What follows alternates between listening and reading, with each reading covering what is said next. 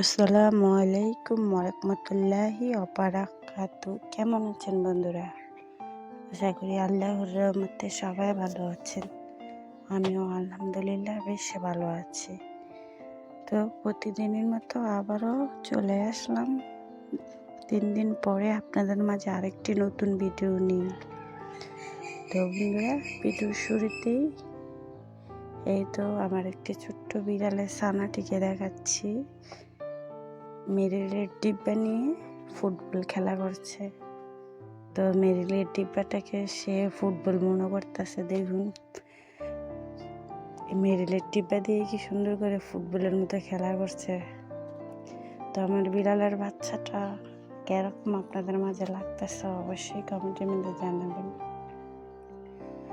তো বন্ধুরা, দেখতে দেখতে 30টা রোজা চলে গেছে, প্রায় আর 2টার মতো রোজা রয়েছে।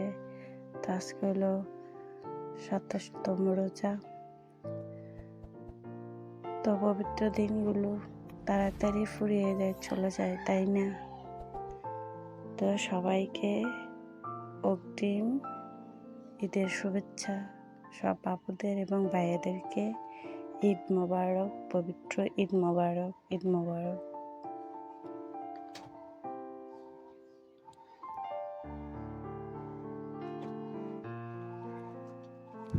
যাই হোক বন্ধুরা, এই তো রান্নার মাঝে চলে আসলাম। তো এই তো এখানে বেগুন কেটে নিয়েছি, একটি আলু কেটে নিয়েছি। লইটা শুটকি দিয়ে আজকে বেগুন রান্না করব। তা আমার কাছে যখন কিছুই খেতে ভালো লাগে না, মুখের একেবারে লুচি চলে যায়, তখন আমি এই রেসিপিটাকে তৈরি করে গরম গরম 2-3 থালা ভাত খেয়ে ফেলি। কেননা বেগুন দিয়ে শুটকি তরকারিটা পোড়া পোড়া করে রান্না করলে আমার কাছে অনেকই ভালো লাগে।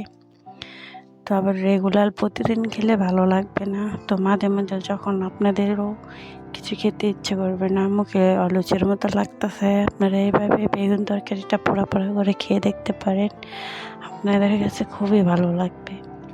তো আমার কাছে তো কোনো কিছু যখন খেতে ইচ্ছা করে না, তখন আমি এইভাবে বেগুন তরকারিটা শুটকি দিয়ে রান্না করে খাই। তো এই তো এখানে বেগুন কেটে নিয়েছি, একটা আলু কেটে নিয়েছি, আর শুটকি কেটে নিয়েছি, পেঁয়াজ কেটে নিয়েছি, কাঁচামরিচ আর একটা টমেটো। আর আমি আজকে এই শুটকি দিয়ে বেগুন তরকারিটা সম্পূর্ণ হাতে মেখে রান্না করব। তো আপনারা চাইলে মশলা কষিয়েও রান্না করতে পারেন, সব রকমভাবে ভালো লাগবে এই বেগুন দিয়ে শুটকি তরকারিটা। তো যারা যারা বেগুন দিয়ে শুটকি তরকারিটা খেয়েছেন, তারা হয়তো এই স্বাদটা বুঝতে পারেন কতটুকু মজা।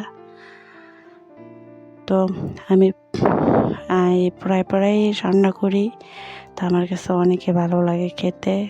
তো আমি যেভাবে রান্না করি ওইটি আপনাদের মাঝে শেয়ার করব আজকে। এই তো বন্ধুরা, একে একে আমি সব উপকরণ দিয়ে দিয়েছি। প্রথমে পেঁয়াজ, তারপরে শুটকি, তারপরে কাঁচামরিচ, তারপরে একটু হলুদের গুঁড়ো, মরিচের গুঁড়ো, পরিমাণ মতো লবণ এবং রেগুলার খাবার সয়াবিন তেল। তো আমি একসাথে সবগুলো উপকরণ দিয়ে তারপরে ভালো করে মেখে নিব। তারপরে পরিমাণ মতো কষানোর জন্য একটু পানি দিয়ে দিব।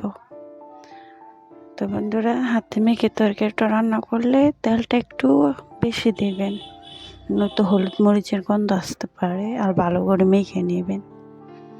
তো এই তো আমি সম্পূর্ণটা মেখে নিতেছি, আর কষানোর জন্য একটু পানি দিয়ে আমি তরকারিটাকে বসিয়ে দেব। তো আমি আবারও বলতেছি, আপনারা চাইলে শুটকি তেলে বেঁচেও রান্না করতে পারেন, সব রকমভাবে ভালো লাগবে।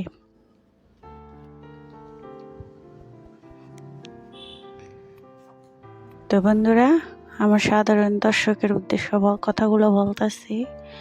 তো যারা যারা আমার ভিডিও দেখতেছেন, আমার পুরনো বন্ধুরা হয়তো বা লাইক দেন, আমি সবাইকে বিশ্বাস করি।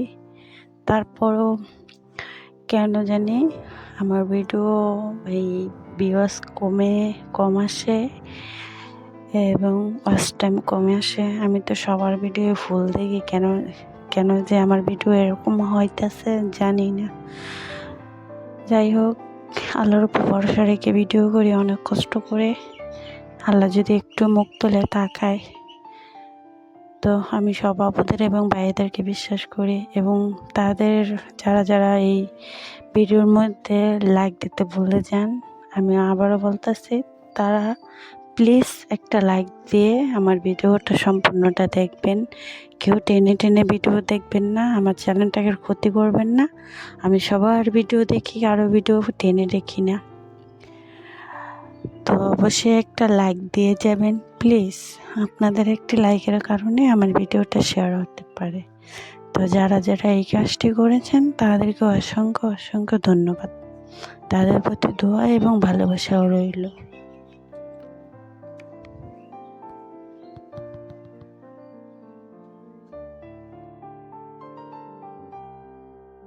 তো বন্ধুরা, কষানো হয়ে গেছে। এবার আমি পরিমাণ মতো পানি দিয়ে শুটকির তরকারিটা রান্না করে নেব।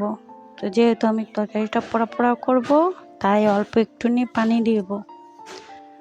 তো বন্ধুরা, আমার পিছনে অনেকটাই শব্দ আসতেছে। আমি যেহেতু জানানোর বগলে ভয়েস দিতেছি, আপনার প্লিজ কে কিছু মনে করবেন না, সবাই ক্ষমা দৃষ্টিতে দেখবেন। যেহেতু আমি গ্রামে বসবাস করি, আশেপাশে অনেক শব্দ আসে, তার জন্য সরি আপনাদের কাছে। সবাই ভিডিওটা কষ্ট করে দেখে নেবেন। তো আমি শুটকি তরকারিটা রান্না করে পরিবেশন করে আপনাদের মাঝে নিয়ে আসতেছি।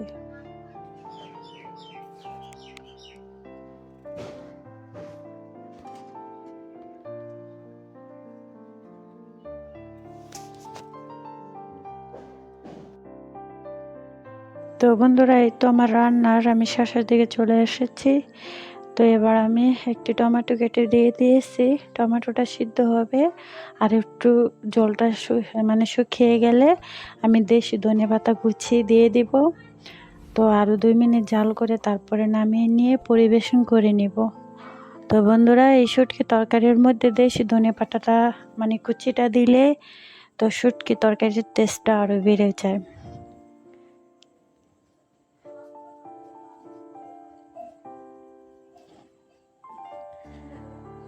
তো বন্ধুরা, এই তো আমি পরিবেশন করে নিয়েছি। দেখুন মাশাল্লাহ, কালারটা কত সুন্দর এসেছে। মাশাল্লাহ, খেতে অনেক ভালো লেগেছিল। আমি রান্না করছি দেখে বলছি না।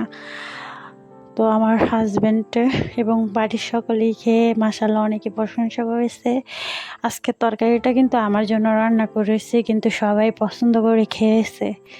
তো শুটকি তরকারিটা এভাবে পোড়া পোড়া করে রান্না করলে বেগুন দিয়ে খেতে অনেকে ভালো লাগে। তো ভাত তো পাতের বাতি শেষ হয়ে যাবে, আরও নিতে মন যাবে গরম ভাতের সাথে, তাই না? তো আমার আজকের তরকারিটা কেমন হয়েছে অবশ্যই কমেন্টের মধ্যে জানাবেন, জানাতে বলবেন না। আজ এ পর্যন্তই। সবাই ভালো থাকবেন, সবাই সুস্থ থাকবেন, সবাই শরীরের প্রতি যত্ন নেবেন, সবাই সবার পাশে থাকবেন, সবাই সবার জন্য দোয়া করবেন। আগামী ভিডিও দেখার প্রত্যাশায় আজকে বিদায় নিতেছি। আসসালামু আলাইকুম ওয়া রাহমাতুল্লাহি ওয়া বারাকাতুহু। আল্লাহ হাফেজ বন্ধুরা।